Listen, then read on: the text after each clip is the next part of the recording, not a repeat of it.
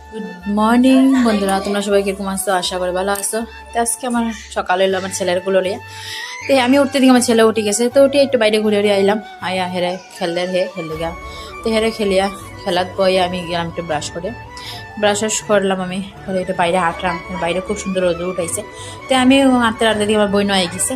তো আমরা দুজনে মিলে ব্রাশ করিয়া ডং ডাং করিয়া ইয়ে করে আইলাম।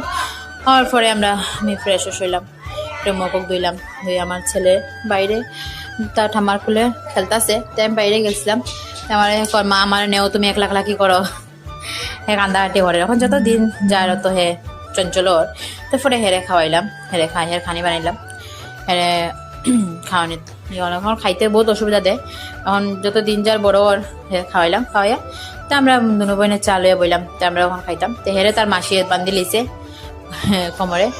তাই আমি বান্ধিয়া খাইমু, আমি ফার্ম হইতা, তুই ফারতে নাই তাদের খর।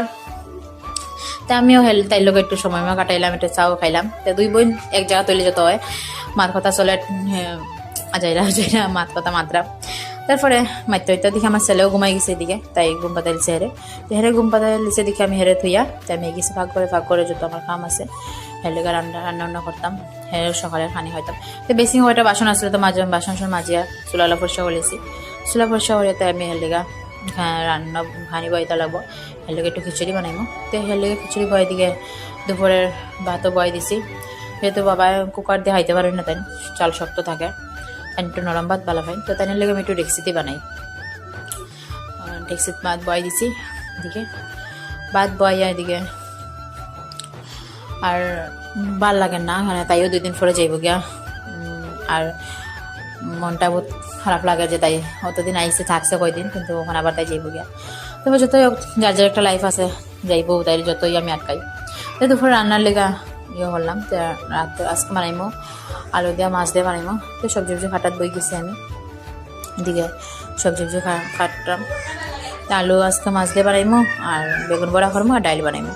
তো এদিকে আলু বেগুন কাটি লেগেছে, তো রান্না বয় দিছি আমি, মাছ ভাজা বয় দিছি। তারপর দিকে আমার ছেলে এদিকে দৌড়াদৌড়ি করে।